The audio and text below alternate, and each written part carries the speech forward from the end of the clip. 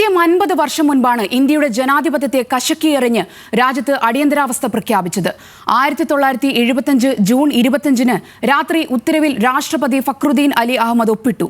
പിന്നീടുള്ള 21 മാസം ജനാധിപത്യ സങ്കല്പങ്ങളെയെല്ലാം ചീട്ടുകൊട്ടാരം പോലെ തകരുന്നതാണ് രാജ്യം കണ്ടത്.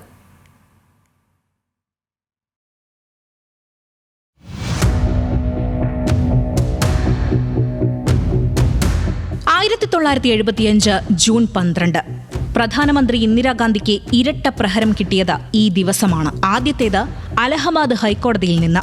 ഉത്തർപ്രദേശിലെ റായ്ബറേലി മണ്ഡലത്തിൽ നിന്നുള്ള ഇന്ദിരാഗാന്ധിയുടെ തെരഞ്ഞെടുപ്പ് അസാധുവാണെന്ന് അലഹബാദ് ഹൈക്കോടതി വിധിച്ചു. എതിർ സ്ഥാനാർത്ഥിയായിരുന്ന സോഷ്യലിസ്റ്റ് പാർട്ടി നേതാവ് ലോക് ബന്ധുരാജ് നാരായണൻ നൽകിയ ഹർജിയിലായിരുന്നു വിധി. 1971 തെരഞ്ഞെടുപ്പിൽ സർക്കാർ സംവിധാനങ്ങൾ ഉപയോഗിച്ച് പ്രചാരണം നടത്തിയതിനുള്ള ശിക്ഷയാണ് 4 വർഷങ്ങൾക്ക് ശേഷം വന്നത്. ജൂൺ 16-ന് പശ്ചിമബംഗാൾ മുഖ്യമന്ത്രി സിദ്ധാർത്ഥ ശങ്കരയാണ് ഇന്ദിരാഗാന്ധിയെ സന്ദർശിച്ച് അടിയന്തരാവസ്ഥ പ്രഖ്യാപിക്കാനുള്ള ഉപദേശം കൈമാറിയത്.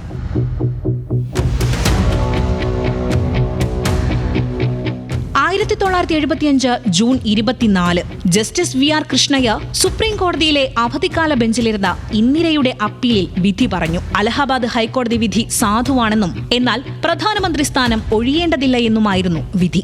അതോടെ അടിയന്തരാവസ്ഥയ്ക്കുള്ള ഒരുക്കം തുടങ്ങി. ഇന്ദിരാഗാന്ധിയും സഞ്ജയ് ഗാന്ധിയും സിദ്ധാർത്ഥ ശങ്കരയും മാത്രമാണ് തുടക്കത്തിൽ ഇക്കാര്യം അറിഞ്ഞത്.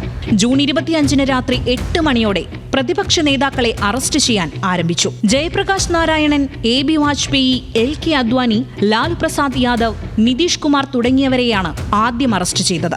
വൈദ്യുതി വിച്ഛേദിച്ചതോടെ പത്രങ്ങളിലൂടെ വിവരം പുറത്തുവരാനുള്ള സാധ്യതയും ഇല്ലാതായി.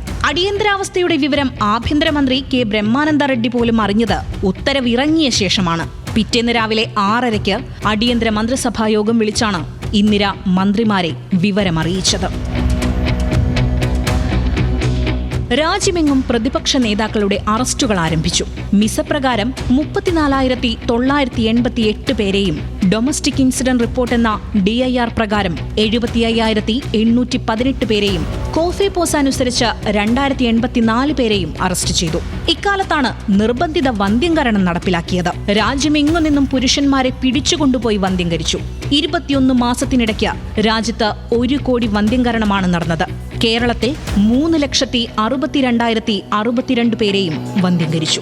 ജനാധിപത്യത്തെ അട്ടിമറിക്കുന്ന നിരവധി നിയമങ്ങൾ പാർലമെന്റിൽ പാസാക്കി. പ്രധാനമന്ത്രിയുടെ നിയമനം കോടതിയിൽ ചോദ്യം ചെയ്യാൻ പാടില്ല എന്നതുൾപ്പെടെയായിരുന്നു പാസാക്കിയ നിയമങ്ങൾ. മാധ്യമങ്ങളിൽ സർക്കാർ ആഗ്രഹിക്കാത്ത ഒരു വരി പോലും വരാതിരിക്കാൻ സെൻസറിംഗ് ഏർപ്പെടുത്തി. ഇന്ദിരയാണ് ഇന്ത്യ എന്ന ദേവകാന്ത് ബറൂവയുടെ മുദ്രാവാക്യം രാജ്യമെങ്ങും മുഴങ്ങി. കടുത്ത പ്രതിഷേധങ്ങൾ ഉയരുന്നതിനിടെ 1977 മാർച്ച് 21-നാണ് അടിയന്തരാവസ്ഥ പിൻവലിച്ചത്. പിന്നാലെ നടന്ന തെരഞ്ഞെടുപ്പിൽ ജനതാ പാർട്ടി 345 സീറ്റ് നേടി അധികാരത്തിലെത്തി. തകർന്നടിഞ്ഞ കോൺഗ്രസിന് 187 സീറ്റ് മാത്രമാണ് ലഭിച്ചത്. ഇന്ദിരാഗാന്ധി റായ്ബറേലിയിൽ തോൽക്കുകയും ചെയ്തു. Political desk, news Malayalam.